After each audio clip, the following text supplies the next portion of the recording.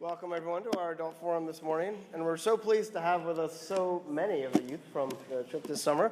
We really look forward to hearing about y'all's time and the ways in which this trip impacted your life and your faith. Since we're talking about a mission trip, I thought an appropriate place to start would be a prayer for mission. The Lord be with you. Also with you. Let us pray. O God, you have made of one blood all the peoples of the earth and sent your blessed Son to preach peace to those who are far off and to those who are near. Grant that people everywhere may seek after you and find you. Bring the nations into your fold. Pour out your Spirit upon all flesh, and hasten the coming of your kingdom. Through Jesus Christ, our Lord. Amen. I'll just hand things right over to Mandy. Okay. We are on Belize time this morning, so yay. This past summer was just a really wonderful experience, and I have to start by thanking all of you for your support. It wouldn't have been possible without your prayers and just you helping us out at fundraisers and things like that. So thank you so much for helping us get there. I want to start this morning by having our awesome student missioners introduce themselves. If you could tell us your name, grade, school, that'll kind of help us get going for today. So, Miss Josie? Hello, I'm Josie Brocato. I'm a first year at UVA, and That's good. You got it. I'm Julia Burke. I'm a junior at St. Stephen St. Agnes School. I'm Sarah Weatherly, and I go to Bishop Ireton High School. I'm a senior. Bishop Ireton High School. Why don't you go? Okay.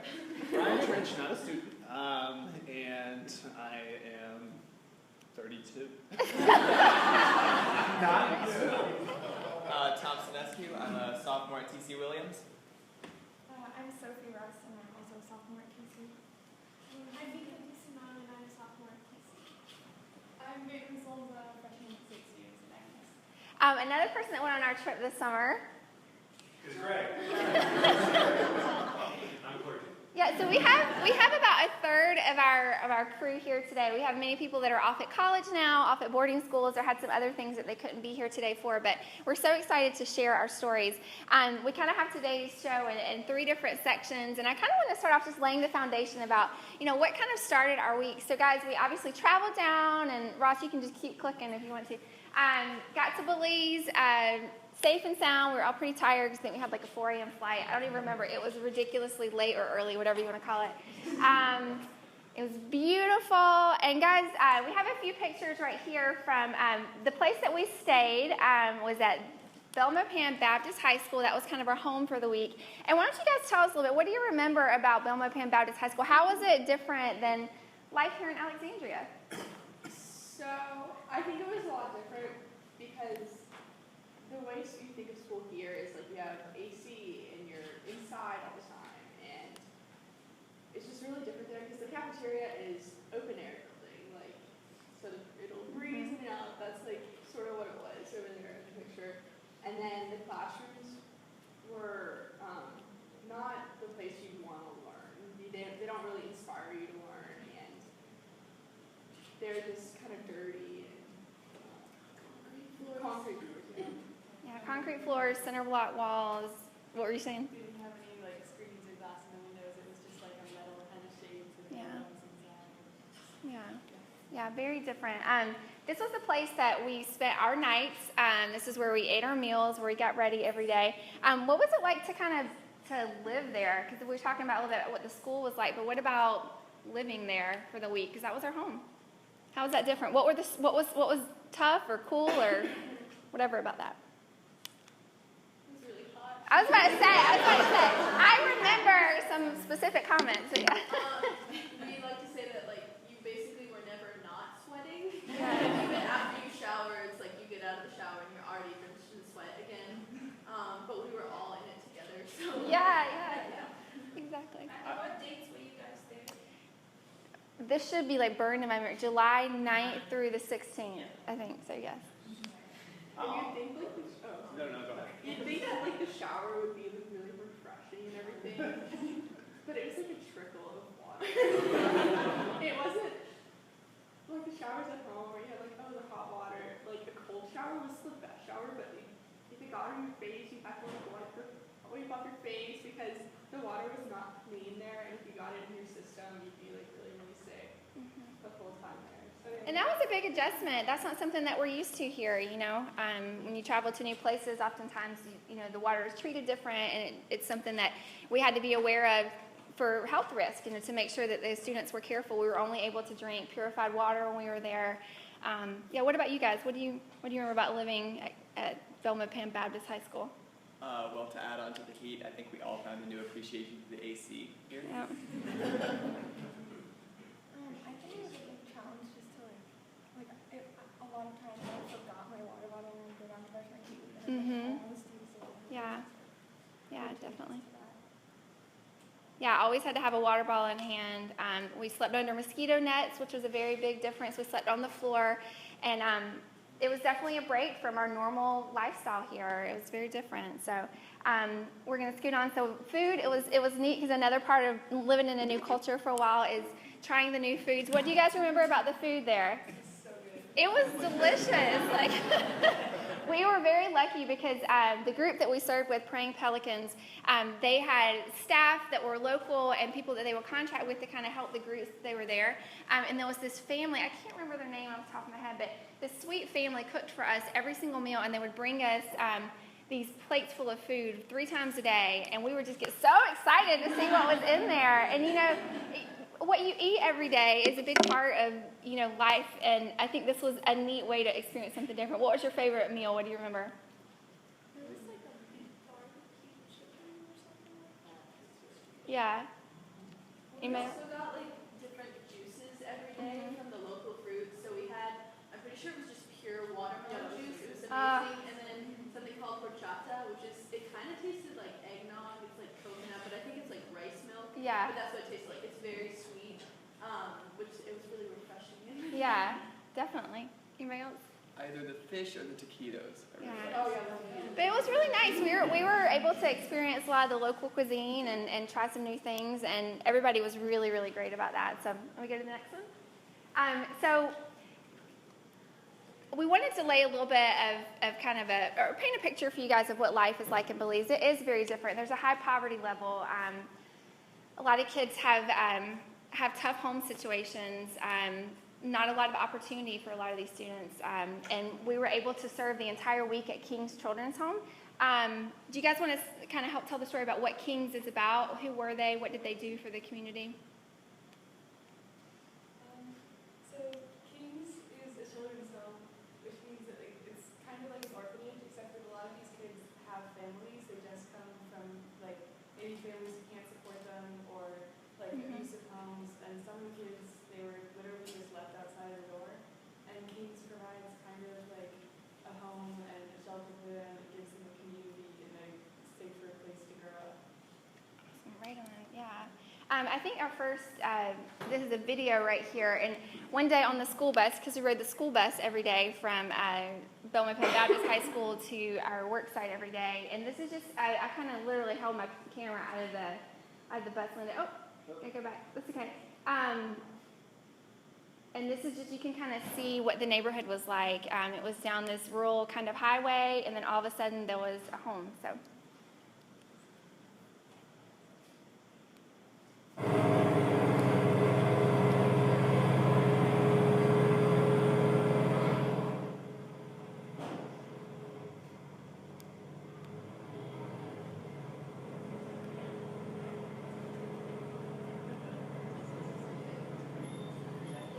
The squeaking buses. But we're coming up pretty soon on Kings, but you can tell it's not in the middle of a highly populated area. Even though we were right outside the capital of Belmopan, that's Kings right there. And I think it kind of blurs out right here. Sorry, I had to do a quick edit. I think we're good. Sorry about that. Home movies. But anyway, if you go to the next couple, you can see I kind of did some still grabs off of some photos I found online, because of course when you're there sometimes you forget to take pictures of the obvious things, like the place that we were serving. So this is King's Children's Home. I think we're only a few years into their new building. They're supported by the Seventh-day Adventist Church here in the States. And you can see they had murals like in their middle playground area. I think we have one more.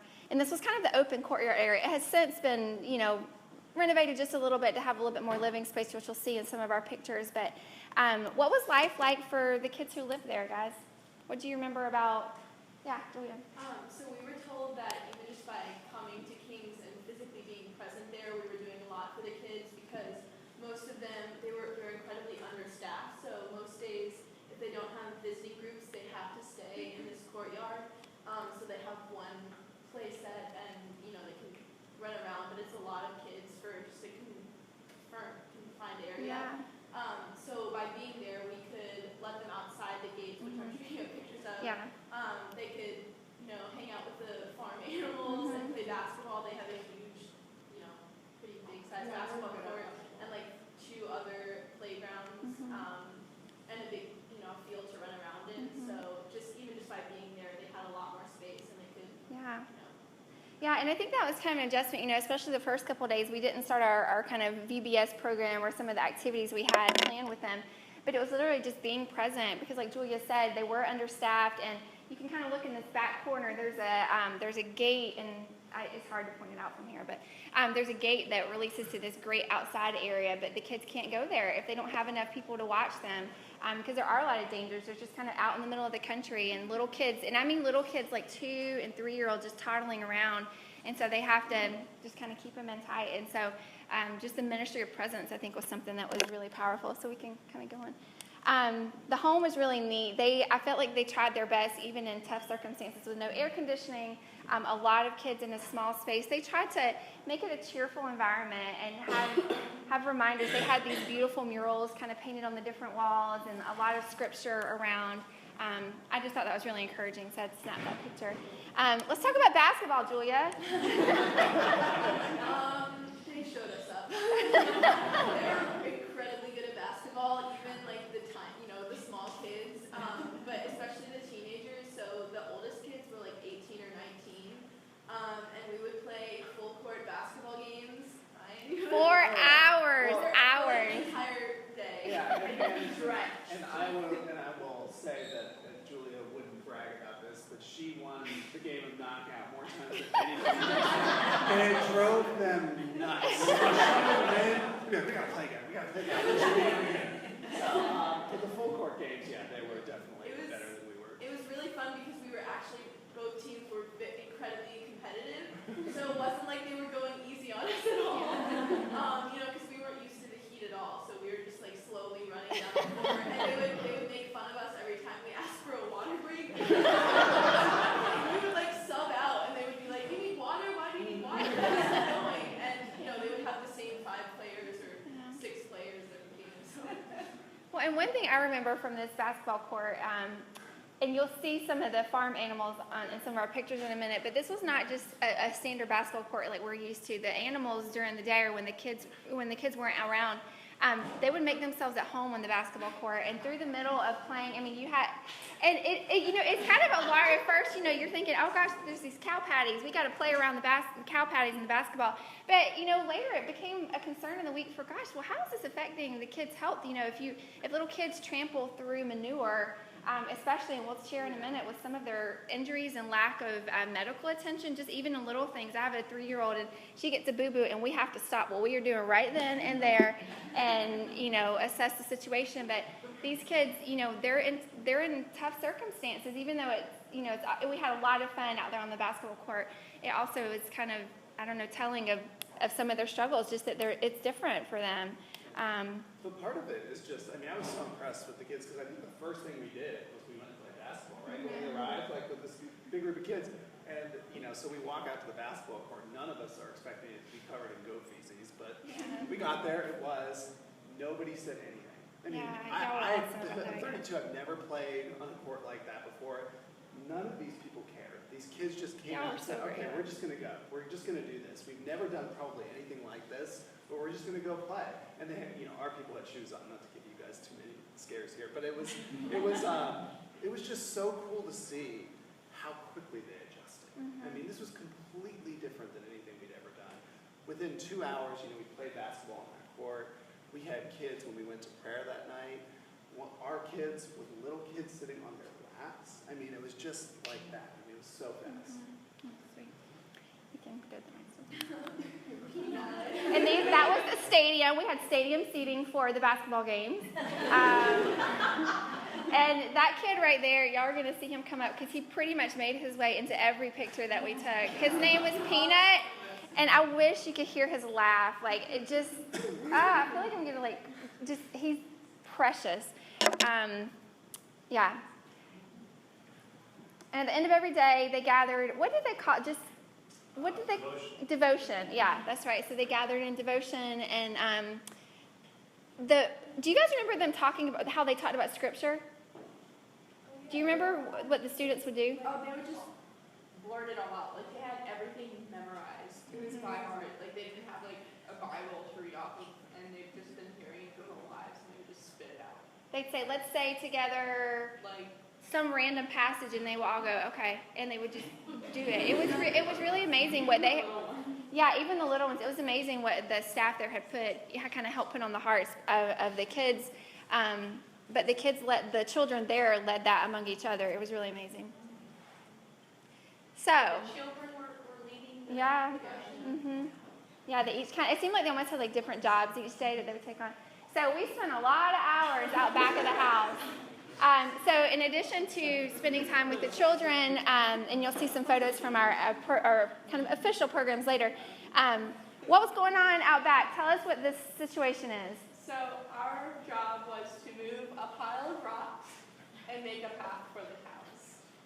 So there's like this huge pile of rocks. Like huge, like. It was like massive. I'm not exaggerating. I don't know how to. It was taller than me. Yeah, It was massive. So there was two piles. There was piles of rocks and then a pile of like soft dirt. So there's like soft rocks and then big, huge rocks like this big. So you'd have to shovel them up, put them in a wheelbarrow, and roll them out and dump them on like mud and manure.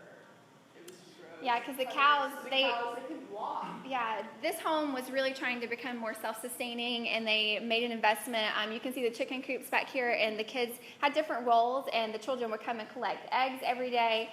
They would milk the cows, and I think we can flip to the next one. I think with cow makes an appearance. There's an amazing phenomenon that goes on if you go on a mission trip, which is about day 2, it becomes one person working. And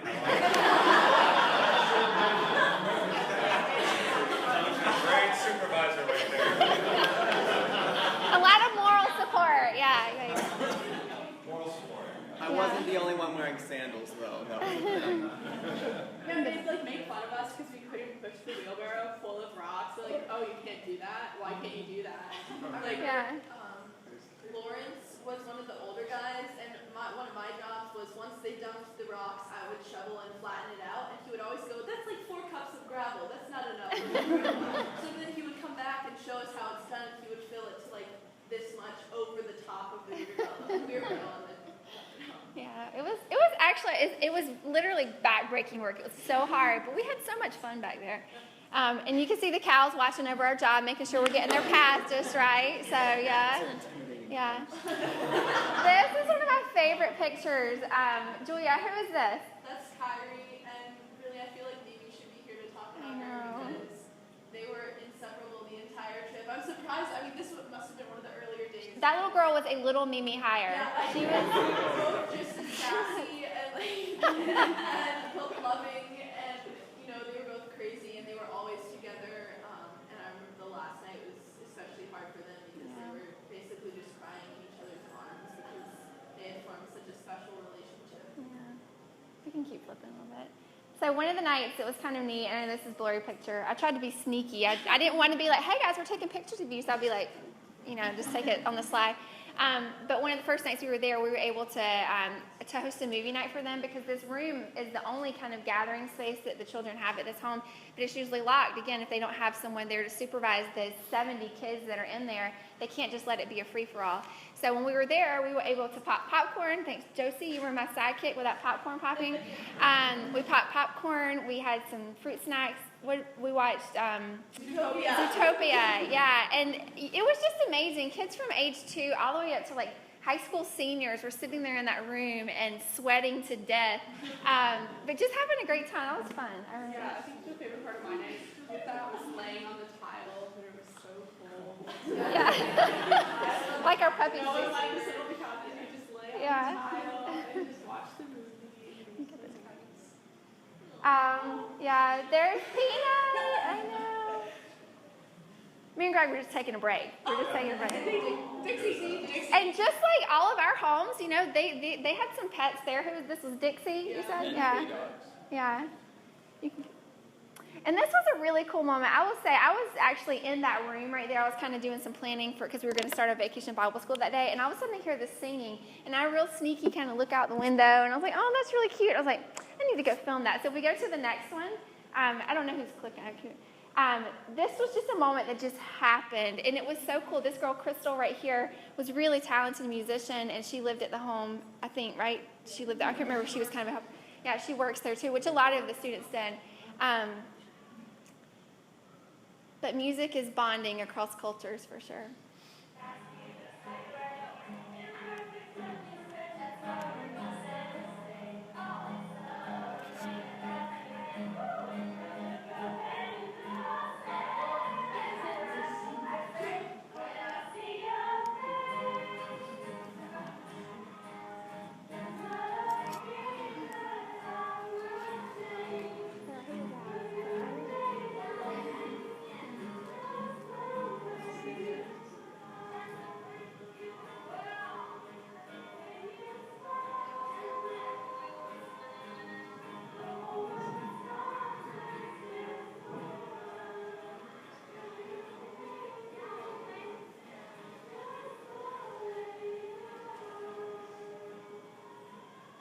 I love that video because there was just a lot of being together that week. It was just really nice. These sweet babies, when it's nap time, it's nap time. And, and they would just tuck her out wherever they were. This was a really fun night. So we spent a lot of time and we saw more pictures of us with the little children. But one of the nights we had a youth night where myself and the other leaders here, we kind of led a time where all the high school kids were together, and we just ran it like a regular youth group. And y'all, it was probably one of the top moments of my week. I had so much fun. I think we have a video coming up that, yeah, just this one. This is not the dance party. There are dance parties in a minute, though. Just playing games, and, you know, people are the same everywhere.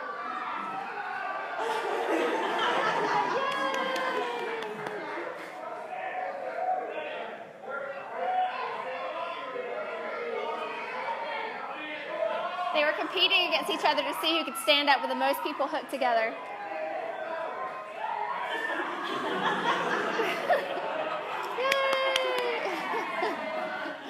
It was just a lot of fun. What do you guys remember about that night? Because we started off with kind of some goofy games and stuff like that, but then we broke into guys and girls group. Greg led the guys group. I led the girls group. What do you guys remember about that night? So much fun. Yeah, a lot of fun. We had so much fun with it. We had so much fun with it. And I think it was cool to see that, like, even, like, people from really different places, like, you kind of think of it as, like, on a mission, like, people you're helping. But, like, we really became friends with these people. And so, yeah, it was really cool. It was awesome, yeah. Just some pictures from our week. I think are coming up. Just our time with those sweet babies. You can see in the backdrop just some activities we did from our vacation Bible school. Josie, who's this? Mommy. I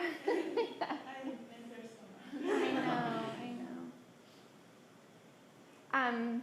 Every day we would have little different activities that they would do, and it was just really sweet to watch. I ran it much like we do our vacation Bible school here. But because we had so many students, it was so great to take such a big group because it worked out to where when we had our rotations, that each of the little children would find a big one to sit down with, and they would just have a partner in these activities. And some really neat and honestly, like, kind of heart-wrenching conversations bubbled up through this. Do you remember the prayer box conversation? I want to say it was you, Julia. I don't remember about Emerson. No, about Emerson or Kyrie and Peanut. It was me and me. We were with Kyrie. He's in the bottom of the picture. But she was Peanut's brother, right? Yep. So they had come from, like, a really hard home. Sorry. Oh, I know.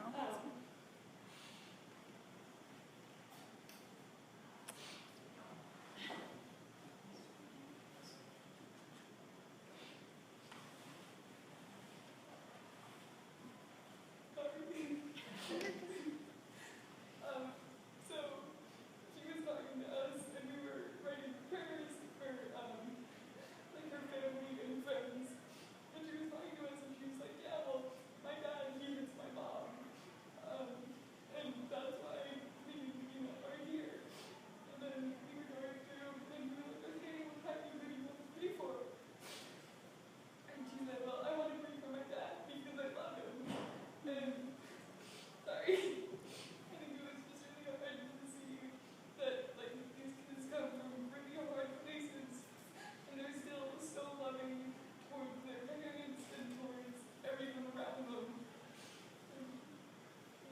Thank you for sharing that. I can't look at y'all. I can't even look at y'all. I know.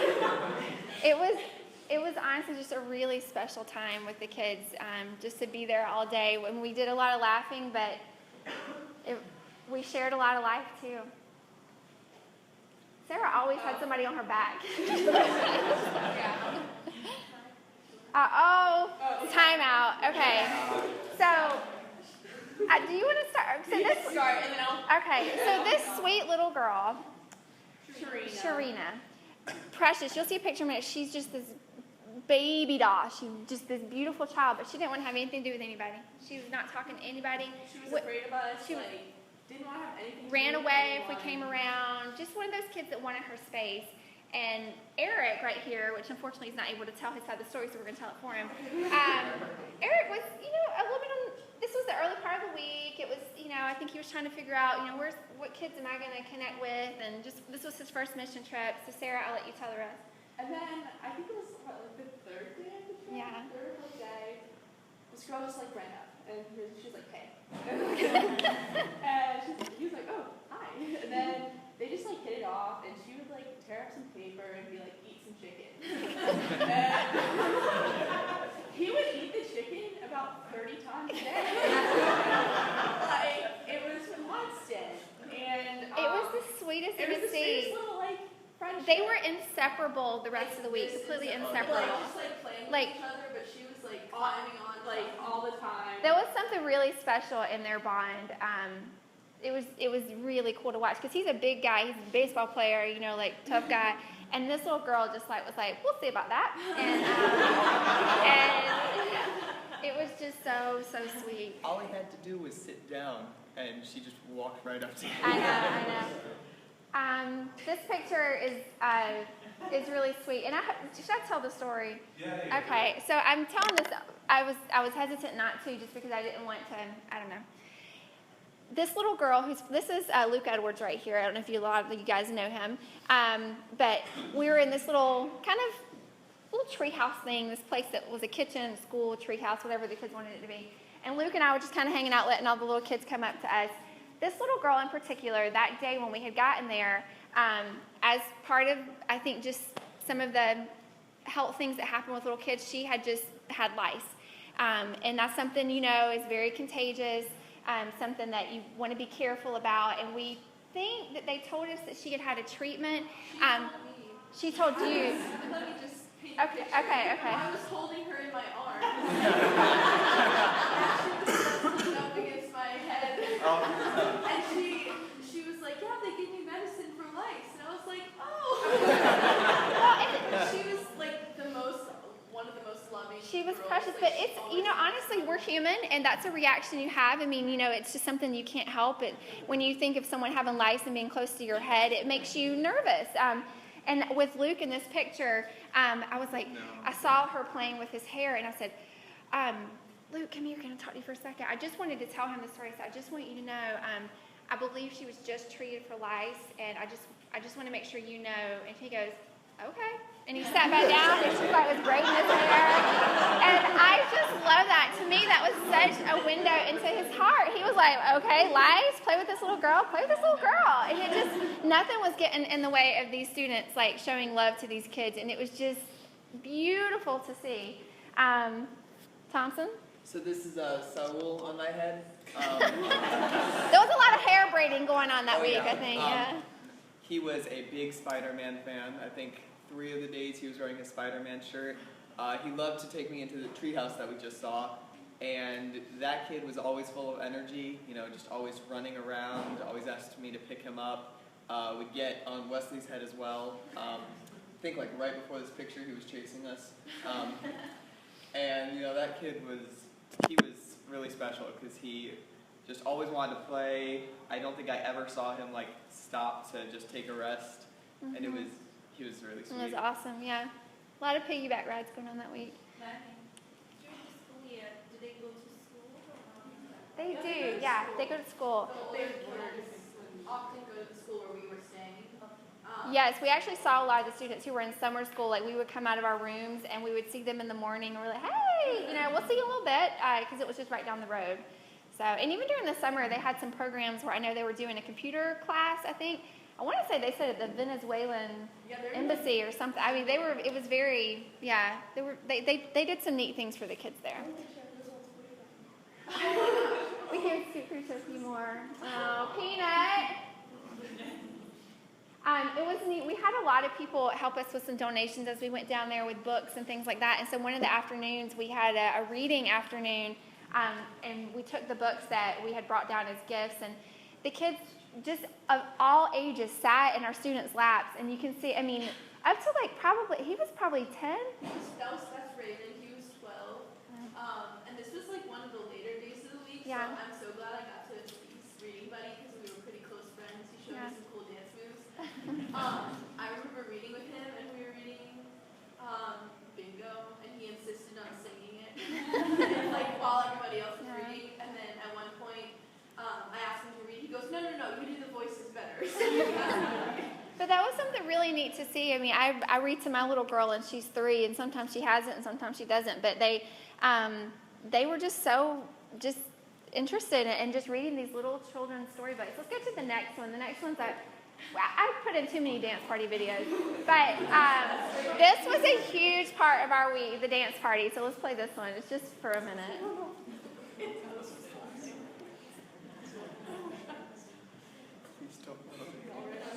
You say please don't load. And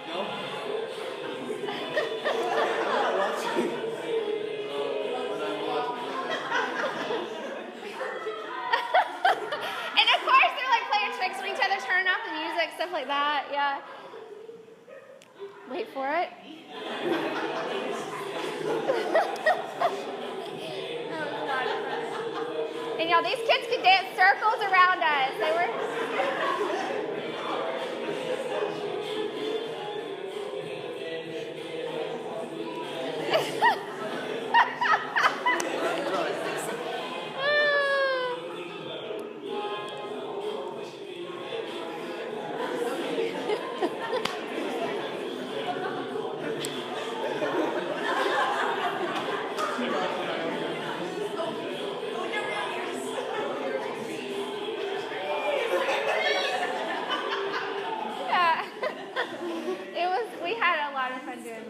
Again, another one of our vacation Bible school activities that we can keep getting on. Yep.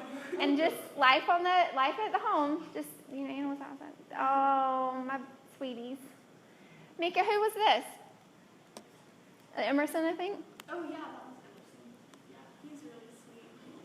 I remember, I think I was looking at his arm. Yeah, You were. A bunch of injuries on him, and I was really concerned about it. He told me that, his parents and him were really upset. And I was like, gotta tell someone.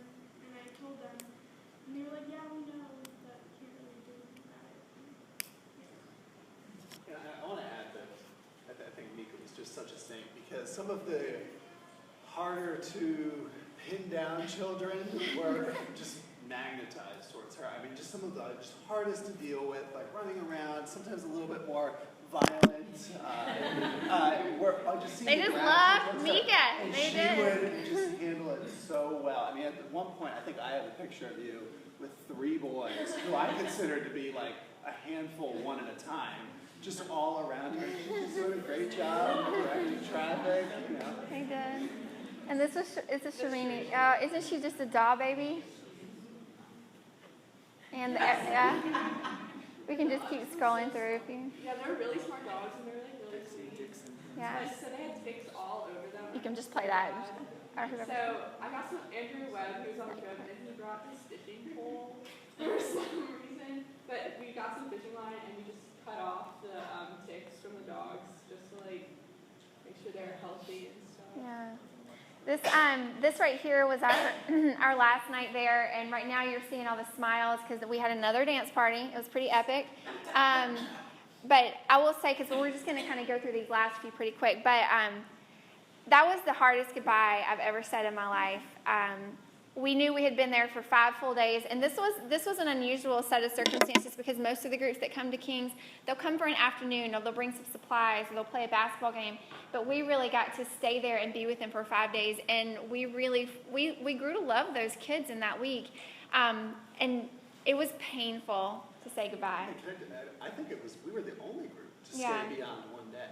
So when you think about for these kids who over the week had grown to see, wow, this group's different, right? They're sticking around, they're hanging out, and then that night to have to say goodbye. It was so hard to watch for me, but also just so inspiring to see how much each of these kids had, found these friends. And just, I don't think any of them expected that the first time they walked in. And it was hard, it was hot, it was gross, and it was tough, but they did not only. Well, and I can confess that I had a baby in my arms that I just could not let go of, and I think we all had different babies in our arms, and the kids were crying and we were crying, and I'm probably gonna cry. Like it was, I don't know. I think a piece of our hearts are there now. It just always will be. Like, one of the things that I remember most about that last day is we went around in a circle saying, like, what we learned from each other. And I remember Emerson and his little friend, Stefan.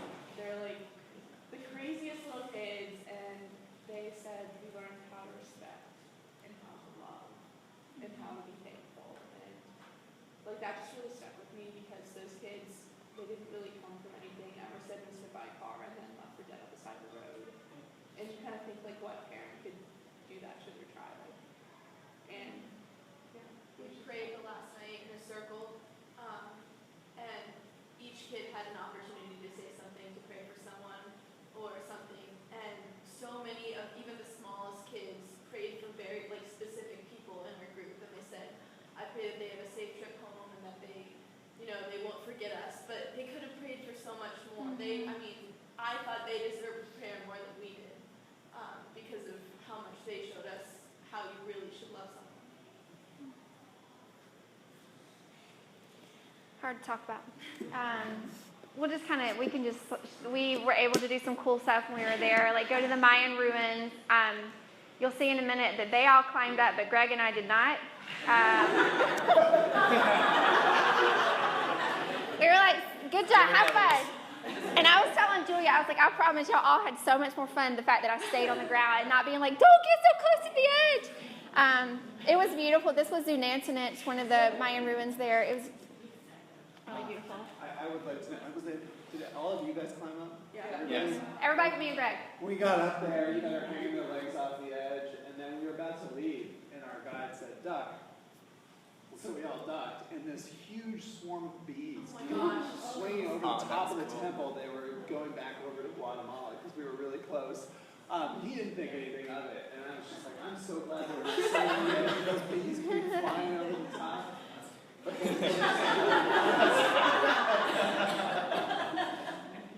We were also able to go to this gorgeous place called Key Calker, and we can just keep flipping through to that. We did some sightseeing in, what city was that? San Ignacio? Ignacio. We tried some things Julia did not like. Oh no, this is so bad. Yeah, Sarah talked her into it. And then we grabbed some pupusas that were delicious. We got on a boat a couple days later, went out to one of the most beautiful places. It's just gorgeous waters. Yeah. I don't know. What was happening underneath us at that point was a lot of stingrays going underneath our feet. So we were able to snorkel over the reef. Our last night, we had a Eucharist because we had a priest there this time, which was awesome. And it happened about 30 minutes after a complete power outage on the island. And I wish I would have had audio of this, but it was dogs barking, waves crashing, sirens. Bystanders being like, what's going on? Yeah, but it was a really neat Eucharist together, heading back. It was an awesome trip. That was kind of the end of our time together.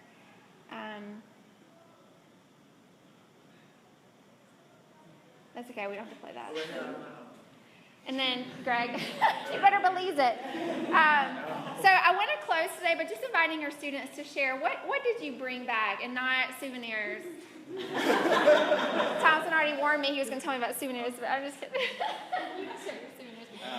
But what did you bring back in your heart? Like, what stuck with you from Belize? What would you want to share as kind of the lasting, I don't know, just token of your trip? Bateman. Okay, Josie. I had a wonderful trip, and meeting the kids was amazing, and I don't know, they just loved us so much for only knowing us for a week, and just seeing where they live and what they have, and I just felt so thankful for what I have, and it made me, like, take my life less for, like, granted, because they have nothing, and they were smiling the entire time, and they just, like, I don't know, every one of them touched me, because, like, I didn't have a specific kid, but I got to hang out with so many different, like, one of them, and they were just all so adorable and so sweet to me, like, the entire time. And just, like, again, like, them smiling the entire time, and I looked around and I felt bad for them, like, made me feel, like, just amazing inside that they're so happy. I don't think I'm ever going to say I'm starving again. Some of the kids would pour out salt and pepper packets and lick them off of, or they would eat the food that had fallen from the trees. They were, on one hand, it's so sad to see that, and on another, they were being so resourceful. Not those examples of examples, but they would pick the fruits from the trees because they know, and they would look after each other. And I think they really take nothing for granted. And I actually felt really guilty on the bus ride back. I remember the last night we were told to journal some of the things we felt so we wouldn't forget it. And I wrote a lot about the kids, and I also wrote, I feel guilty for not knowing, about their culture and about what's happening there when all of the older kids knew about March Madness and they followed around and they knew, our kinds of music and we were able to relate to them like that. And I just think, it's so important to learn about other cultures, and the fact that they knew so much about us tells a lot about them. And they were, we were able to embrace the differences but also learn about the things we have in common. Like, they're just kids, just like us, they laugh and they play the same way, and they're just as rambunctious as we were when we were little. I think I brought back the memory of like laughter and dancing and all that. Whenever I'm in the car and the song "One Dance" comes on, I just think of all the kids dancing. Like, that's what I remember the most, and I don't think I'll ever say that I'm starving again, because I spilled some Gatorade powder on the floor once, and this little boy came, licked his hand, touched the Gatorade powder, and licked his hand back. He said, "Oh, it's so good." But our leaders told us that we couldn't share it with people that we brought with them. So It was just in the sense that, well, we didn't have enough resources to give to everybody, so it was we had to be careful with. You want to say anything? I honestly I've been to places like this, and so I knew to an extent what to expect. What I did not expect was just the toughness, resilience, the sweetness of the kids, our group of kids, to go and do this. I took my first international trip like this when I was 21, 22. So for them to get this experience so early and to understand, obviously giving money is great and necessary, and we have to do it, but also the difference of actually going to the place and serving with people and seeing it. I mean, you never have a Gatorade story like that if you donated something, which again is great, but like to get to go and meet these kids and see what they struggle with on a daily basis, and then to be for a week the solution to that, I think is just such a powerful thing. I brought back new feelings for the things that we have and new appreciations. And I also just brought back, like Sarah said, memories of the kids who always managed to smile when their lives were what some of us would consider less than satisfactory. And I'll always remember the way they were just always so happy. And I'll also remember wearing my Jaws t-shirt as we were going snorkeling.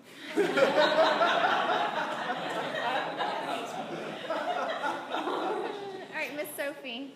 I learned so much in that group. Like, I don't think I've ever learned so much in such a short period of time. But one thing I learned, and the most important thing I learned, is probably like, happiness really isn't based on material possessions at all. Like, these kids had nothing compared to what we have. Like, some of them didn't have shoes, but they were all so happy and positive. I think the biggest thing I learned was how many opportunities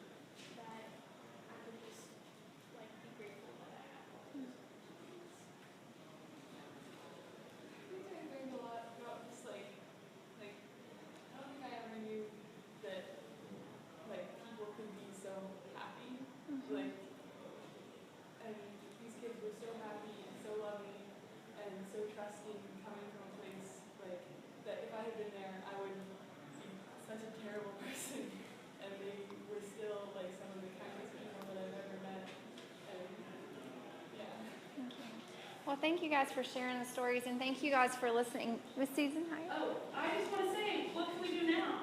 Right? I know this is something we are continuing to talk about. Greg and I have had a few conversations lately, and I know we all chat, but we're staying connected. I've still been talking to Josh Edmonds, who's the Central and South American coordinator for Praying Pelicans. So we're staying in touch. Things are kind of. Can we ship stuff over? I mean, if we took up a collection? Yeah, there's some complications to shipping some items, just because of their infrastructure there. It's not the same, for getting things to them, but it's something we're trying to work out. So yeah, this is not a trip that happened that we're going to forget about. This is something I feel like all of us are staying tuned into. So thank you for bringing that up. I've been on a lot of mission trips as adults, but we went 3 times to the same community. Yeah. 3 times to the same community in Belize.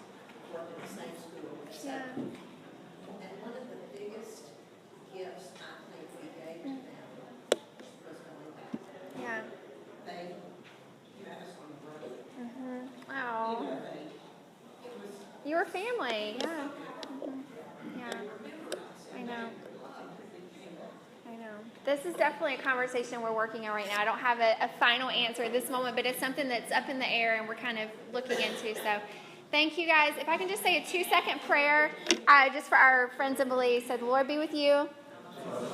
God, thank you for this time this morning together for us to remember fondly our new friends in Belize. I pray that you would just be with them, that you would guide them, you would protect them, that they would feel your love, and you would help us to stay connected and motivated to continue to show them love and to make the whole world a better place. It's in your name we all pray. Amen. Thank you, guys. Sorry we ran late. I know.